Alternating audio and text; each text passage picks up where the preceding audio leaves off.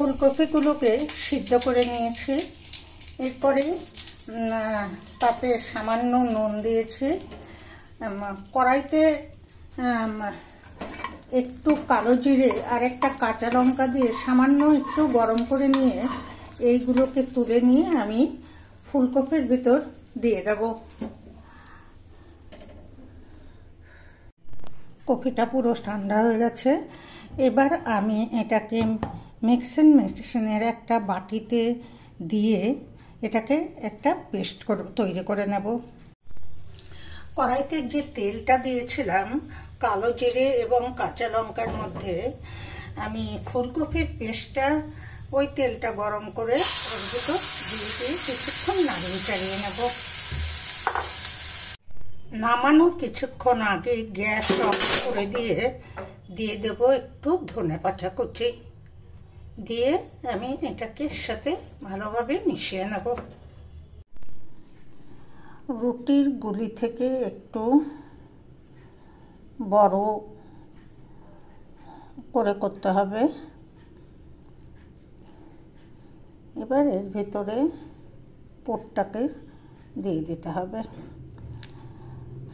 পুরটা একটু বেশি পরিমাণে, সব কিছু পুর দিয়ে করতে গেলে একটু বেশি পরিমাণে পুরটা দিলেই ভালো হয়, তাতে খেতে ভালো হয়।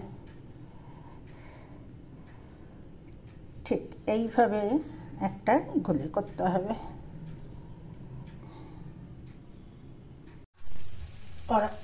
তাওয়াতে হালকা করে একটু তেল ব্রাশ করে নিতে হবে প্রথমে, তারপরে পরোটাটাকে তাওয়ার পরে দিয়ে, গরম তাওয়ার পরে দিয়ে উপর থেকে খুব হালকাভাবে আর একটু তেল ব্রাশ করে দিতে হবে।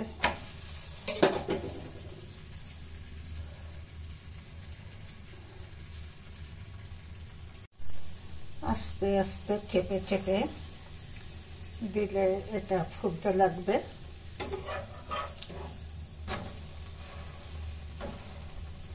দেখতে পাচ্ছেন কালারটা খুব সুন্দর হয়ে আসছে।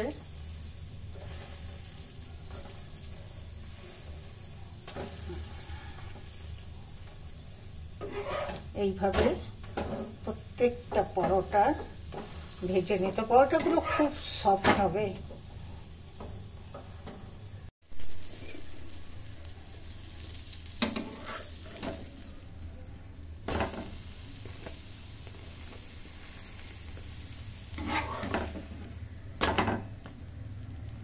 দেখতে পাচ্ছেন কিভাবে ফুটে উঠেছে। হলো আমার ফুলকপির পরোটা, খুব সফট, খুব সফট।